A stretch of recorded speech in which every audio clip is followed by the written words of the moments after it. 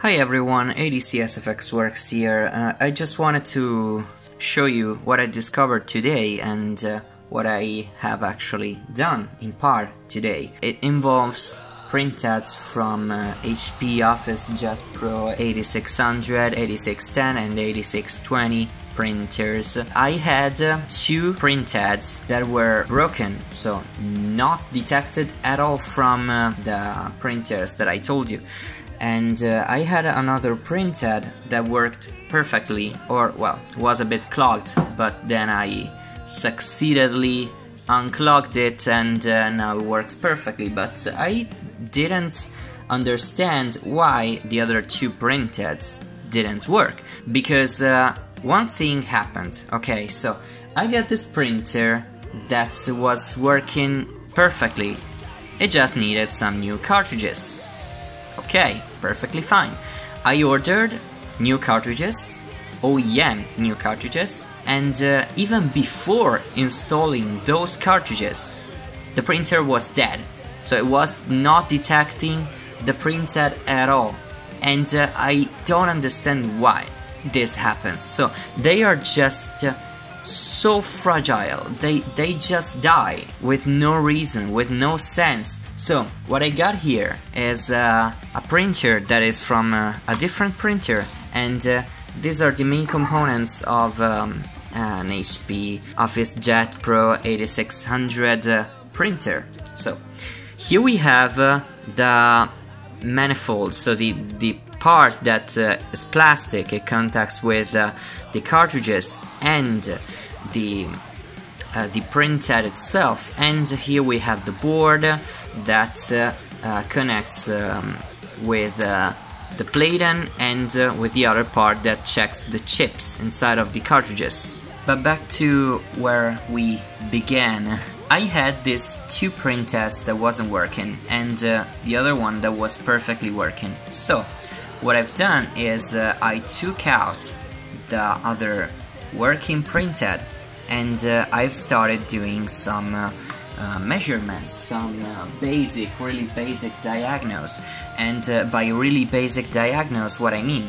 Well, I took my ground here. This is ground. Also, you can find ground in 4th pin of J1 and other places also. And I've started taking note of every single resistance to ground on every pin of the first pin from J1 to the latest pin of J10, of course. And I took note on a document. Also, I have done the same thing with diode mode. So I have took my red probe here and my black probe on every single pin of every single J1, J2, J3, etc. And I have took note on my document. Also, I measured the capacity of these 4 capacitors here, and I took note on my document. And this is the document. You can see I have done. It's a CM751-813A diagnosis attempt. My camera is not taking perfectly my screen, but yeah. And here's my results of a known good printhead. So this is what I took. These are resistance, and these are diode mode, and these are the things that I got from the capacitors. So that's it.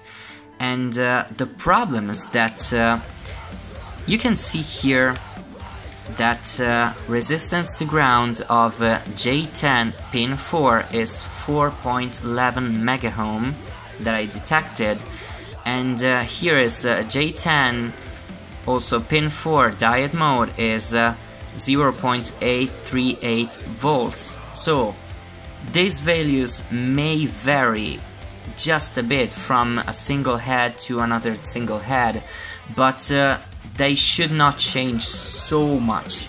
When I got all my measurements, I just took one of the other broken printers and I started measuring everything back, and I found that resistance to ground of pin 4 J10 was overload, so it was a directly open line and it was not 4.11 megaohm. So yes, it's a very big resistance, but there's still that resistance, so yeah, it was just totally opened. And then I have done the same thing with diode mode to ground, and I've just found that my 0.838 volts were now 0, so it wasn't just, it was disconnected, it was totally disconnected from ground.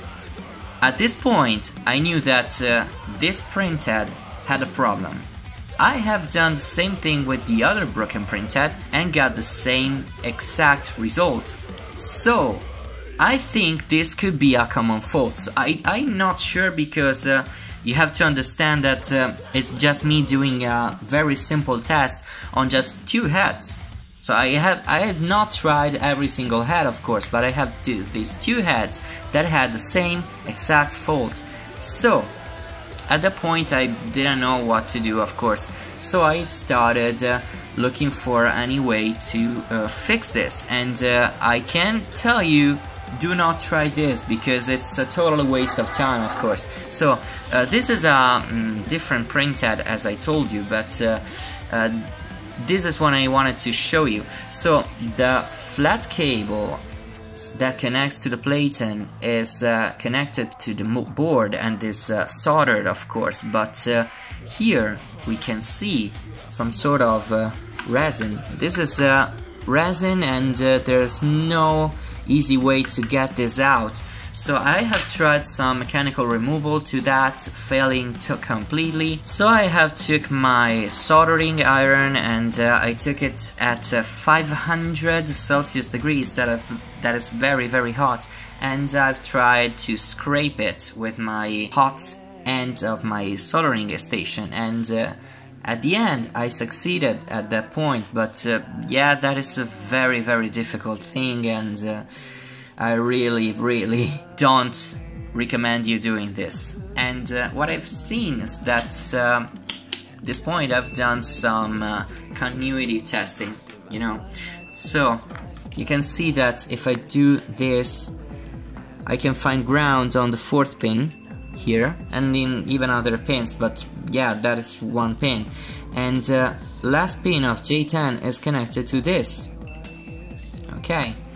And it was disconnected from here. It was disconnected, not broken entirely. This part is not totally broken, because if I just get my multimeter in diode mode, if I just do a very simple measurement from ground to that pin, you can see I get 0.657 volts on that pin. So it's not 0.838 volts, okay, but this can vary, as I told you, so it can be a little bit different, but not 0. So what I got from this experiment is that this pin, so the latest pin, is not connected properly to this board. That's what happens, that's what kills these printheads, what killed these 2 printheads that I had. At this point I just realized that half of my pins are half broken, and removing that resin just damaged a few of these pads on the board. So as I told you, it's a very big waste of time. If you want, I can do a video where I try to fix one of these printheads in just paying more attention than I have done this morning, but I really suggest you to just leave this. It's totally a waste of time. So buy a new printhead, buy a refurbished one, buy a new one, but buy another printhead.